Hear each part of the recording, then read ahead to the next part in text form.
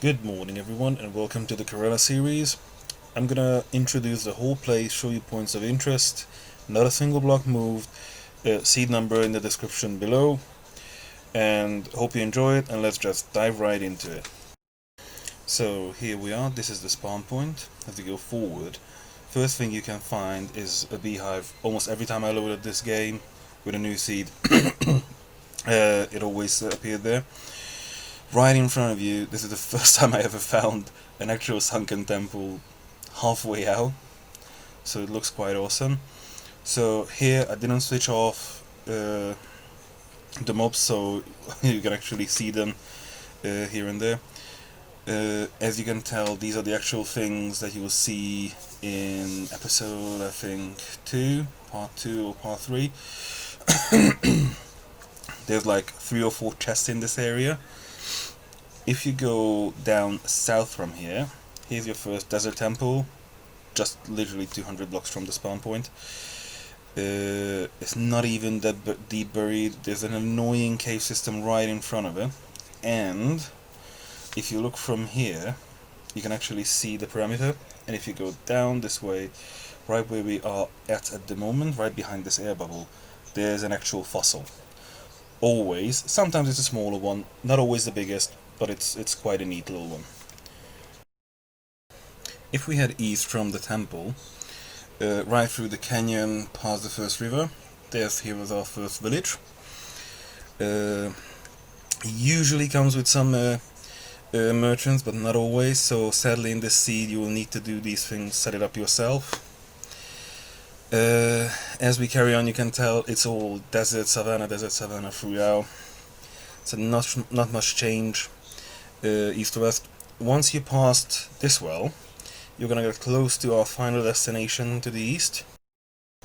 This is a nice little plateau that you can build anything you want. Not too many of these with so little landscaping involved in the seed, so I just thought I'll include that. Carry on going towards the east. You get to this river bed. Here you go, another desert temple. And if we turn south from here, we find the real prize, basically just 2,000 blocks away from the starting point roughly. There's a stronghold underneath the sand right here, spawning in with the intact portal room, with 2 large libraries, a bunch of nice loot, and of course tons and tons of iron doors and iron bars. It's just awesome. And in peaceful mode, no silverfish. So if you go all the way back up, we're gonna head back on our original path. So just to let you guys know, I know I'm talking real fast. It's just because this video would have otherwise been over half an hour long. Here you can see that on the same path that we took next to the desert well, there's some beautiful ravines with lots of ores, minerals, lots of possibilities in there. I would love to make one of those dune style sieges or desert villages that Grian always talks about, the ravine villages. So it would be lovely. Okay, we passed the original village. We're nearly back to the starting point. I will be using the original desert temple as my point of orientation. So from here, we're gonna start heading north this time, throughout the sea.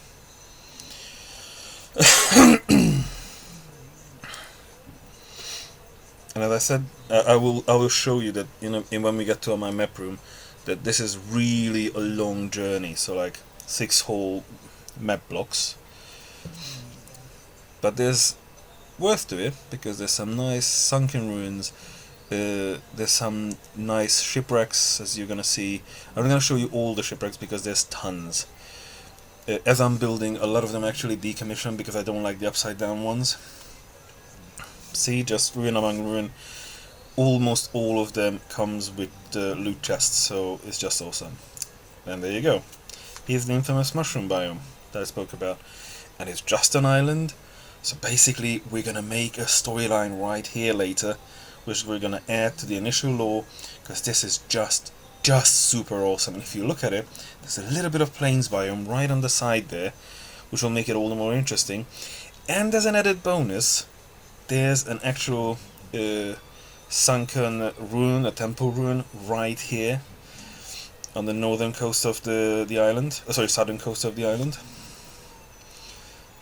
And as you can tell, if you're not playing on peaceful mode, you're gonna have a hard time looting it, because there's a lot of the drowned.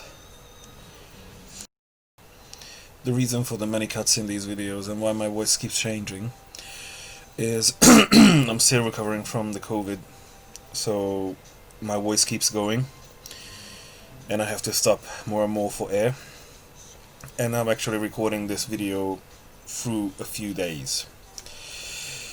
So here we are, we're heading back. This is the same plains biome that we spawn in.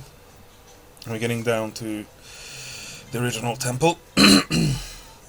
From here we're gonna turn west this time. And we're gonna fly right out into the middle of the sea. This way, as well as before, the sea is just littered with shipwrecks and the sunken temples, sunken ruins. And there's ravines among ravines among ravines, lots of magma blocks, lots of ore. It's just brilliant. So carrying on, there's a nice little shipwreck here with a huge ravine snaking right under the ocean monument to the right. And underneath the ocean monument there's a big mineshaft system. The ocean monument itself is just absolutely in the most fantastic place.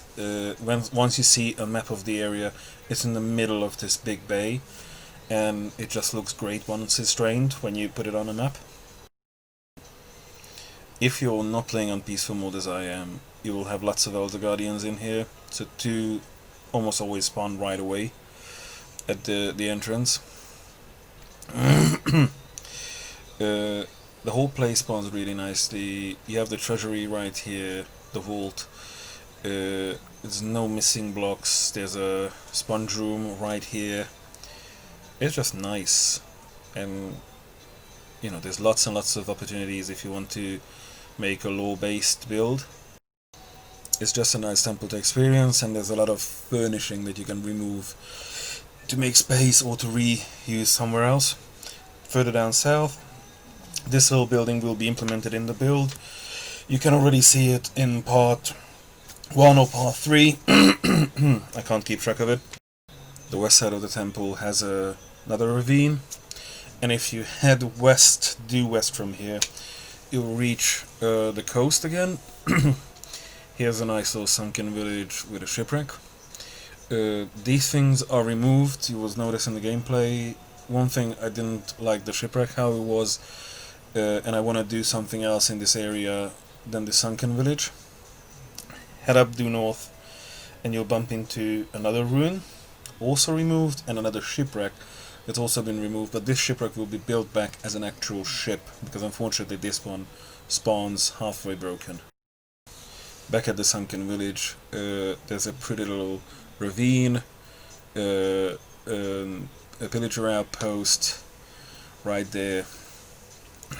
This one also comes with its own little tent. It doesn't spawn with a cage with a iron golem, unfortunately, but it's still a nice location. It's nice to implement it into your builds if you want, or you can just tear it down for the materials. If you go further up west, there's another little village here. Usually comes with cartographer and all that stuff, so it's a nice little addendum. At the time of this recording, this temple was my failed attempt at building a studio. You will see it in one of the episodes, but if you head further up, further down south, you will see 3 desert wells, which is just almost incredibly rare to happen. And even more incredible, right there in the distance you can already see another desert temple. And again, this is nothing that I've included, these are just all things that naturally spawn here. So even though it's just deserts and savannas, it's just a nice thing that all of these things are right here at our fingertips. So if you head back further up, past the village, past the pillager outpost, and just keep on heading north follow the river or follow the coastline, whichever is easier to you, and you pass that little desert well, and you come to another sunken ruin. And this one I haven't touched yet with the shipwreck, but I will be developing this one as well. It's just I haven't gotten this far. I really want to do the first 4 or 5 main sites until I branch out, because otherwise I'll just keep burning the candle on all ends. Then now we're heading back to our original starting point, and just go to the crown jewel of this whole place, the actual ocean monument. So this will have a very important place in the whole storyline. I want to make it like a centerpiece because it's really nicely placed. I know I could build all of this myself from scratch in an empty world, but it's not the same. It would just miss the element of surprise and like where these things come up. Further down south from here, there's another 2 villages, just to let you know. We will be getting there, but that's a later video. So what I just want to let you guys know, my health is not getting too better, but I am developing, and I'm going to be making some more videos, and you will see more series coming up, and some other types of things, not just Minecraft. I do a lot of things in my professional life that I want to share with you guys in videos. This is just something that while I'm on sick leave I can actually still do for you. So please like and subscribe, and follow me on Facebook and Twitter, and hope you see you guys in the next one. Bye!